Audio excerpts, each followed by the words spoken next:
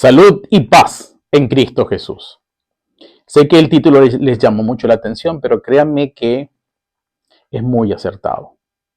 Vamos a entender quiénes somos realmente. Es una cosa que parece a muchas películas que hemos visto.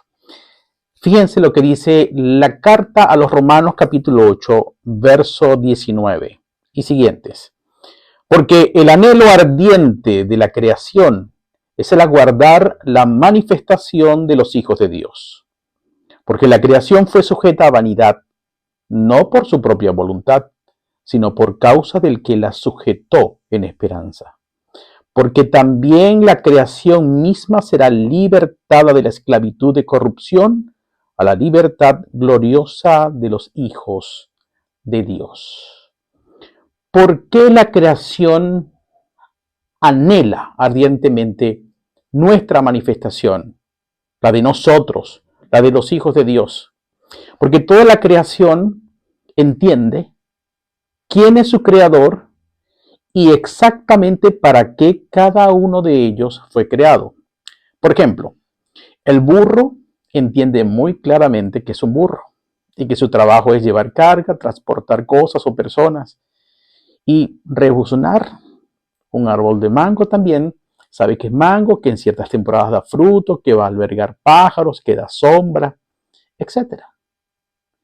Pero ellos también saben que nosotros, los hijos de Dios, tenemos un propósito y saben por la corrupción en la que ellos viven que todavía nosotros no nos hemos manifestado plenamente como ellos que se han entendido su propósito.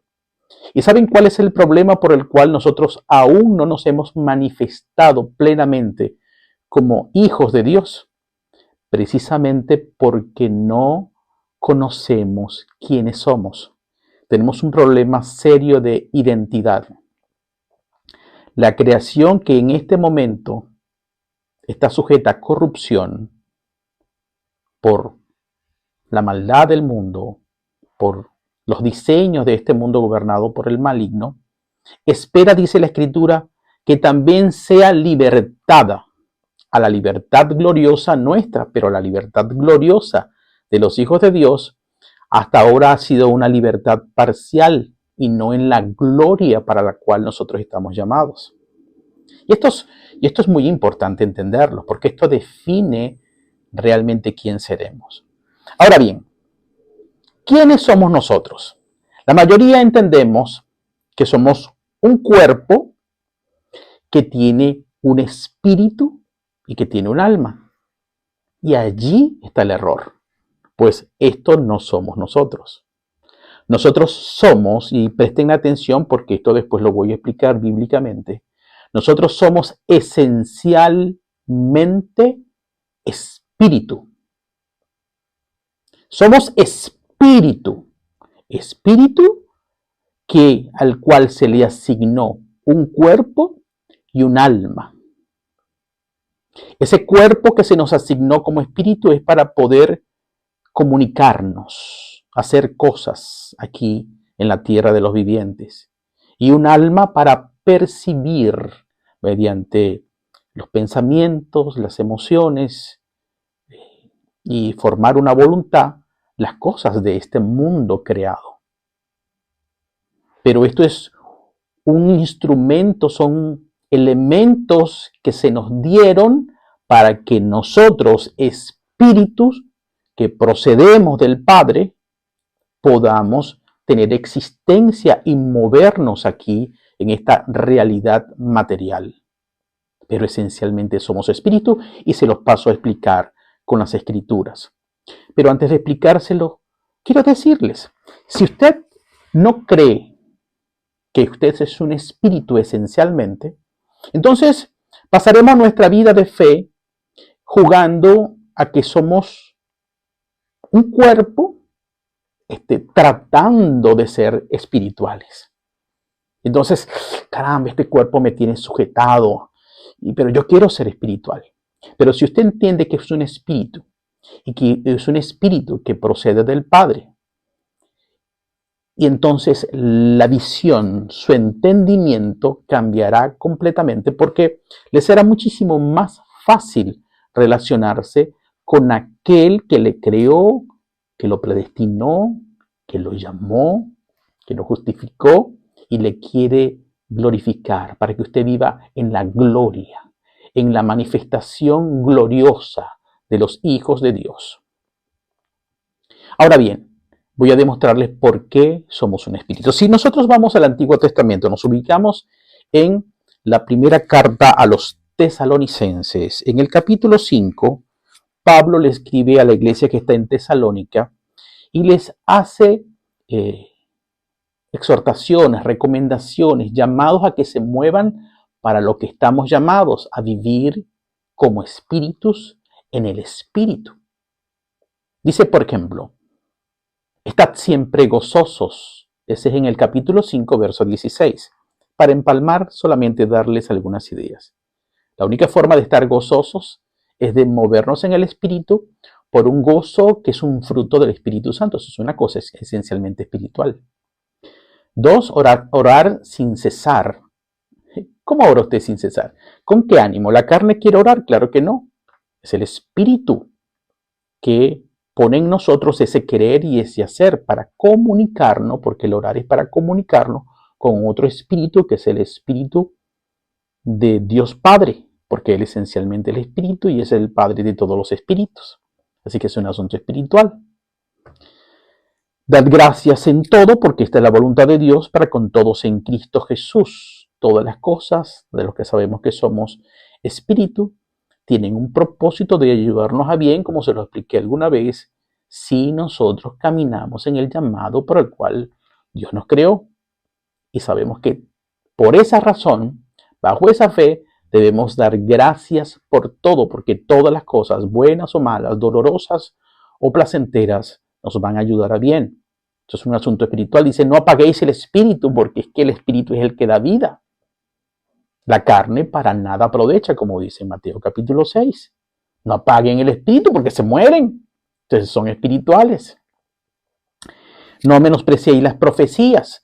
Toda la Biblia son profecías. De hecho, es la profecía más segura.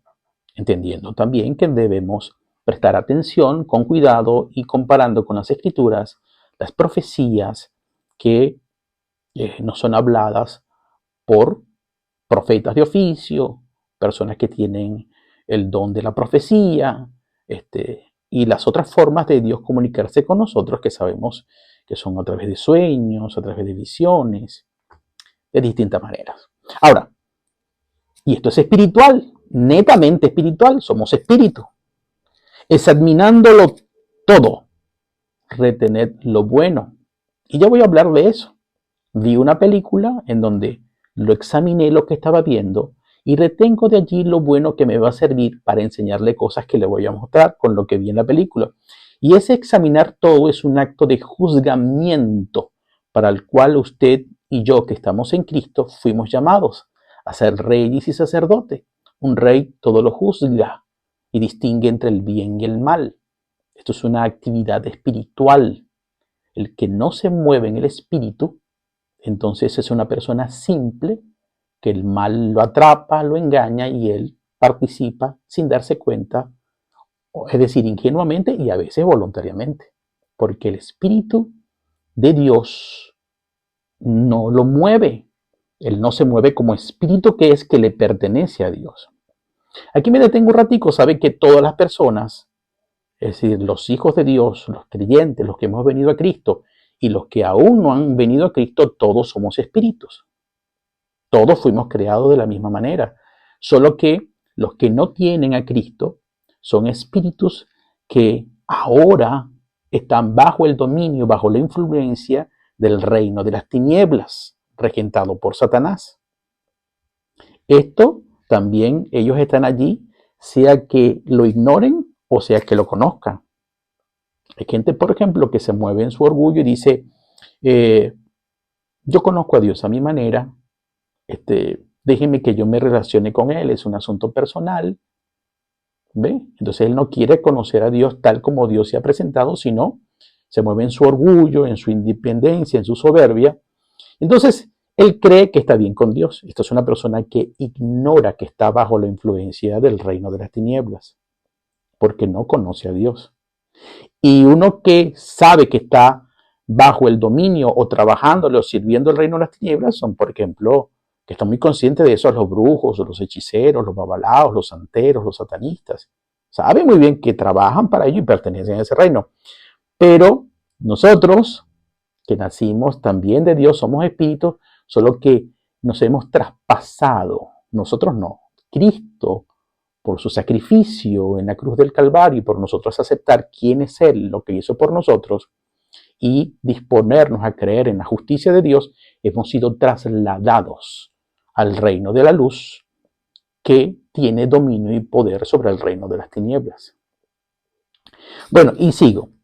Absteneos de toda especie de mal, porque el que se mueve en el espíritu y que pertenece al reino, como usted y como yo, de la luz, por causa de Cristo que nos relacionó con el Padre, pues sabe que en la justicia de Dios Él no tiene ninguna comunión con el pecado. Así que nosotros también debemos imitar a nuestro Padre, espíritu.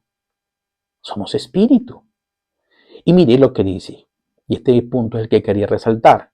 Y el mismo Dios de paz, es decir, cuando nosotros nos movemos en estas cosas, vinculados a Dios, unidos a Cristo, a su palabra, en la obediencia, hacemos caso de estas sencillas cosas que Dios nos pide, hay una promesa, que es que, y es esta que voy a leer el verso antes de continuar, y el mismo Dios de paz os santifique por completo, y todo vuestro ser, espíritu, alma y cuerpo, sea guardado irreprensible para la venida de nuestro Señor Jesucristo.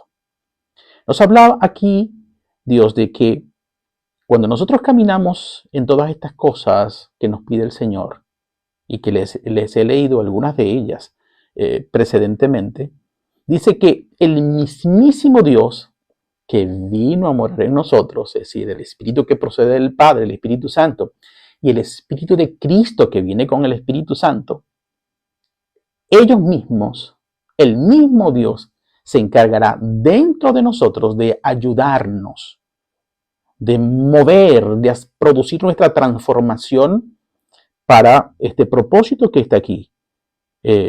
Nos santifique. Nos santifique es que nos parezcamos al santo, a Dios mismo, limpiándonos de todo mal y haciéndonos caminar en la justicia, mientras estemos aquí en la tierra para ser luminaria, para ser una luz en medio de tanta oscuridad. Ese es parte del propósito que usted tiene en la vida. Entonces, el mismo que inició, como está en otras porciones, inició en mí, la terminará.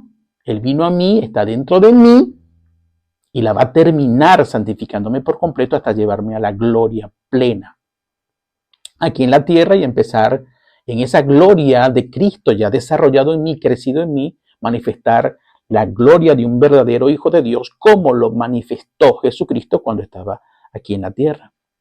Espíritu. ¿No han escuchado en otras porciones que nuestra patria es celestial? ¿Por qué? Porque nuestro nacimiento y nuestro origen está en una patria diferente a esta terrenal, es celestial. Así que ese espíritu vino a la tierra, pero para podernos mover aquí en la tierra, Dios nos dio un cuerpo y nos dio un alma. Ya les dije, el cuerpo para comunicarnos y el alma para percibir las cosas aquí en este mundo. Pero somos esencialmente espíritu. Cuando regresemos, el cuerpo no va a poder entrar a aquel lugar, porque allá no entra nada que se pueda corromper, nada que se enferme, nada que envejezca, nada que tenga sentimientos innobles, etcétera, etcétera. Ahora bien, fíjense que cuando Dios nos dice en la palabra que nosotros, su palabra es eterna y que no podemos cambiar ni siquiera ni una tilde, es porque, entre otras cosas, Dios nos dice que Él ha diseñado la palabra con un orden, con una sabiduría, con una perfección, que Él no escribió nada de más ni le faltó.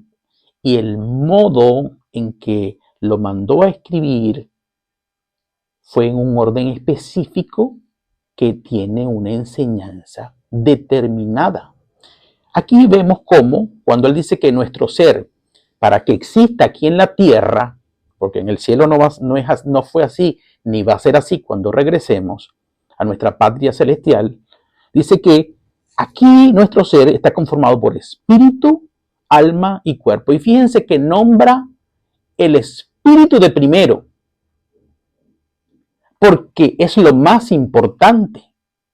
Pero la percepción de la mayoría de los cristianos, porque estamos viendo con los ojos naturales, con nuestros sentidos naturales, es que lo que más pesa aquí en la tierra, en lo natural, es la existencia de este cuerpo, porque este cuerpo todos los días demanda comida, agua, siente frío, calor, hambre. Entonces parece que él llama mucho la atención con sus deseos, con sus sensibilidades, y pareciera que es lo más importante, y es allí donde radica el problema. Que Él no es lo más importante es nuestro espíritu, que es lo que realmente somos. Ahora fíjense, se lo quiero demostrar. También, además de esta escritura, vamos al libro de Génesis, donde nos encontramos que en el primer capítulo, durante los primeros 6 días de la creación, Dios, después de crear todas las cosas, llega a un punto en la que llegó el tiempo de crear al hombre. Y dice en el verso 26, capítulo 1 del primer libro de la Biblia, Génesis. Entonces dijo Dios, hagamos al hombre a nuestra imagen, conforme a nuestra semejanza. Ahora, se está refiriendo, está hablando en ese momento el Padre y el Hijo juntos. Porque recuerden que todas las cosas fueron hechas por medio de Cristo, para Cristo, por Cristo. Así que la semejanza de Cristo es la de su Padre y la de nosotros es la de Cristo. Y ellos esencialmente, ¿qué son? Espíritu. Como está establecido en el capítulo 4 del Evangelio de Juan. Recuerden la conversación entre Jesucristo y la samaritana, que le dijo, Dios es espíritu y anda buscando adoradores que le adoren en espíritu y en verdad. Somos espíritu. Así que esa imagen, esa semejanza es la de un espíritu y así fuimos creados. Y luego dice, conforme a nuestra imagen y semejanza, y señoreé en los peces del mar, en las aves del cielo, en las bestias y en toda la tierra y en todo animal que se arrastra sobre la tierra.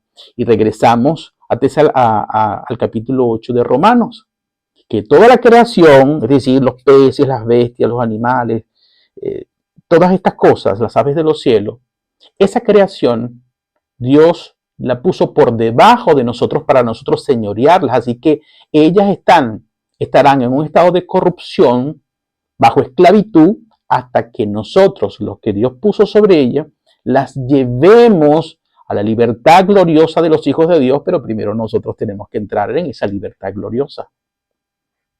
¿Y cómo va a entrar en una libertad gloriosa de Dios si usted piensa que es un trozo de carne que tiene un espíritu y que está jugando a ser espiritual?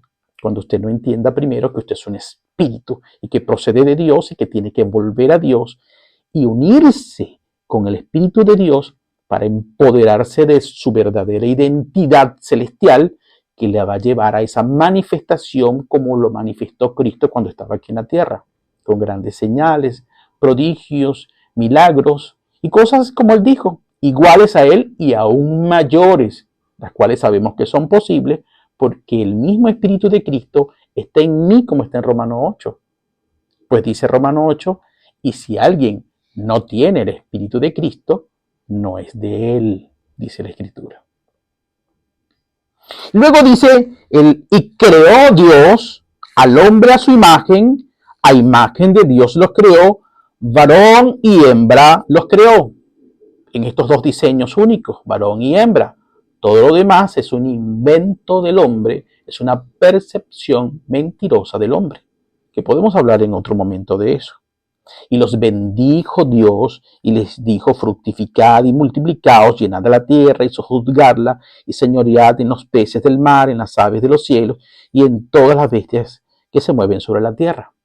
Esto coincide, creo que, con el libro de Efesios, cuando dice que ya Dios nos bendijo con todas bendiciones en los lugares celestiales. Es decir, aquí está esta bendición. Él, cuando nos creó así en espíritu, nos bendijo para todas estas cosas que están señaladas en el verso 28 del capítulo 1 del libro de Génesis.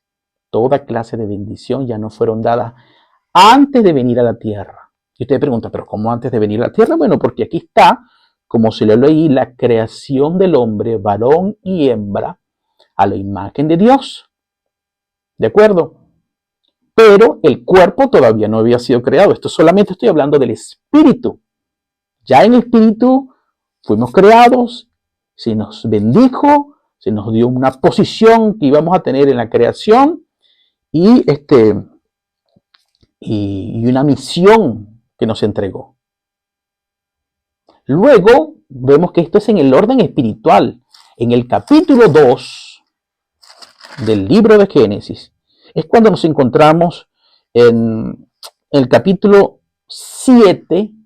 Dice, entonces Jehová, es decir, después de habernos creado primero en el espíritu, entonces Jehová Dios formó al hombre del polvo de la tierra. Aquí está formando el cuerpo. El cuerpo vino después del espíritu. Primero el espíritu nos bendijo, nos asignó un lugar en la creación, un propósito, y luego, bueno, a ese espíritu vamos a hacerle un cuerpo para que pueda moverse en la tierra. Entonces formó al hombre del polvo de la tierra, dice la Escritura, y sopló en su nariz aliento de vida. Ahí está el espíritu que ya había creado Dios y que procede del mismo Dios. Y sopló en su nariz aliento de vida y fue el hombre un ser viviente. Y como dice en el Nuevo Testamento, que Adán fue un alma viviente, un ser viviente. Pero el segundo Adán, Jesucristo, un espíritu vivificante. Y ahí está la diferencia. Usted que está en Cristo, así, es un espíritu vivificado por Cristo. Usted no es un alma viviente, usted es un espíritu vivificado por un espíritu del Hijo por causa de la promesa y el plan de Dios en nuestras vidas. Y ¿saben una cosa? Así como dice la Escritura que nosotros los espirituales todo lo juzgamos, o como lo leí en la primera carta a los tesalonicenses, que hablaba examinarlo todo y retener lo bueno, quise extraer. Hace un par de días con mi familia estaba viendo una película llamada Cake Pax del otro mundo. Y se trataba, en un resumen muy corto, de un ser extraterrestre que ocupó, como si fuese un espíritu, el cuerpo de un ser humano que estaba en aflicción. Es decir, un hombre que, así como dicen en las películas, entraron a robar y el robo salió mal. Y el delincuente terminó matando a su esposa y a sus 2 hijos. Y él quedó devastado emocionalmente por eso y hasta la cordura la perdió.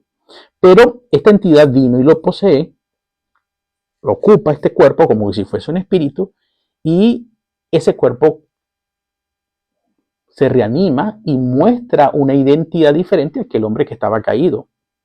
Y empieza a decir que él es un extraterrestre, completamente a la vida anterior que tenía ese hombre, el dueño de ese cuerpo. Y empieza a hablar de que, bueno, que viene otro planeta. Entonces, la película en la trama llevan a este hombre por las cosas que decía a un hospital psiquiátrico y empiezan a hacerle estudios y se dan cuenta, bueno, de que el hombre está mostrando conocimientos, talentos, dones y actitudes diferentes. Y miren lo que pasa, así como pasa aquí en el mundo, cuando un hijo de Dios, cuando el espíritu, uno nace de nuevo y el espíritu de Dios viene a nuestras vidas y nos transforma. Pero en ese hospital psiquiátrico, los locos, los enfermos psiquiátricos le creían.